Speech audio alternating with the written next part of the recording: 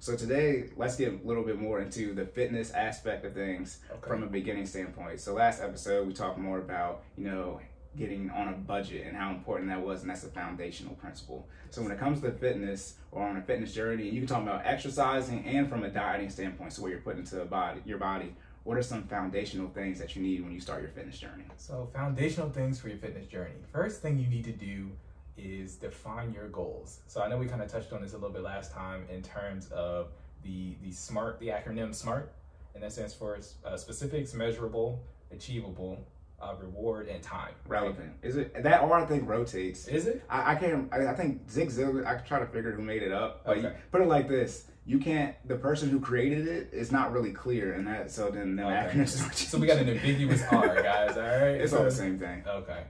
But what that means is basically you start by defining your goal. So you figure out first. You come to the realization that hey, I want to get into shape, right? And then you figure out what that means to you. So that means either gaining muscle. That might mean losing weight. You just got to figure out exactly what that is, right? So that's where specifics comes into play. Next thing is measurable. And to be measurable, that means you have to define specific steps in which you're going to say, hey, I am meeting the goals that I defined in the specific steps. So to be measurable, if it's a weight loss goal, you might measure your weight. I would say from a healthy standpoint, you want to measure your weight maybe like once a week. You don't want to do it too frequently, right? It is not healthy to become obsessed with measuring your weight, on a super frequent basis. It can kind of cause a complex. We're not gonna get too deep into that, but just to know, you should only measure your weight on a consistent basis. I would say maybe about every 7 days, right? For a weight loss journey. For weight gain, again, same thing. You want to make sure you keep track of your weight, as well as make sure you're keeping track of your protein consumption and your caloric intake.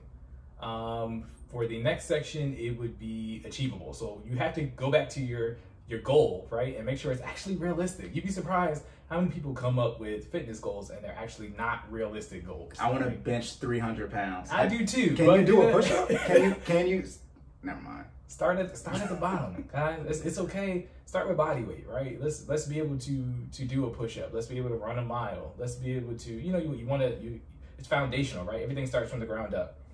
So you got to be able to make sure you can move what you have before you start adding additional weight, as well as maybe like long mileage, right? So again, make sure your goal is realistic for you and what you're trying to achieve. And that's where people like me come in.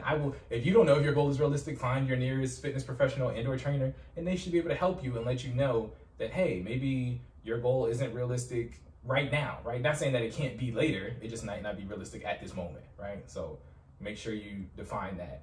The next thing is that, again, that ambiguous R, and Cory, would you say the R stood for? I say relevant. Relevant? Reward is not the same as relevant. It's so not. We're gonna put it like this: for fitness, it'll be reward.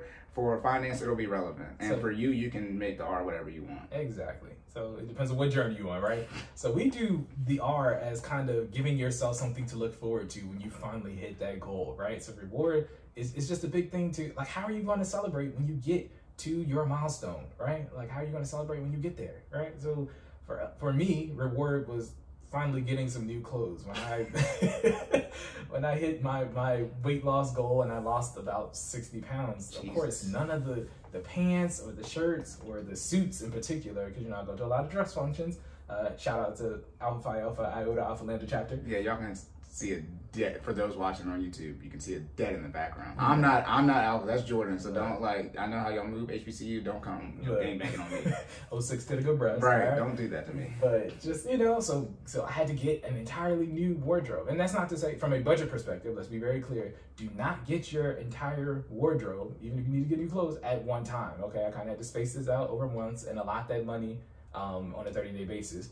But what I did is I, picked up some pants, picked up some shirts. Shout out to Old Navy. Talked about that last time. I did. So do what you can to reward yourself. But you just want to make sure that once you hit your goal, you are celebrating. All right. You just don't want to zoom past it, because then you'll kind of get a little frustrated with your fitness goal. You got to make sure you stop and come up and, what do we want to say? Smell the roses in the middle of your journey, right? Yeah. So it's about the process, not the end goal. Yes. Enjoying the process.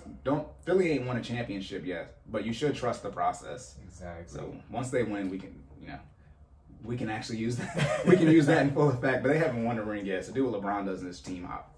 And the T, of course, is for time. So you need to make sure your goal is realistic for the time period in which you're trying to set it, right? So if you tell me you want to lose 50 pounds, but you want to do it in a month, again, we got to go back to that is that achievable? And I'm going to tell you no.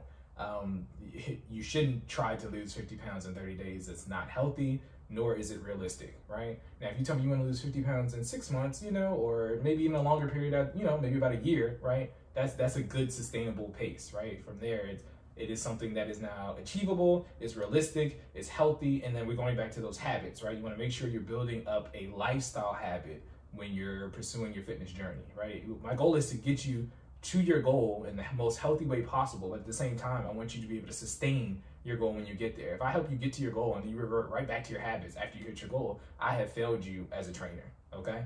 So got to make sure that I get you to where you need to be and give you the tools that you need to be to stay there, all right? Right. So that's the foundation for your fitness journey. Exactly.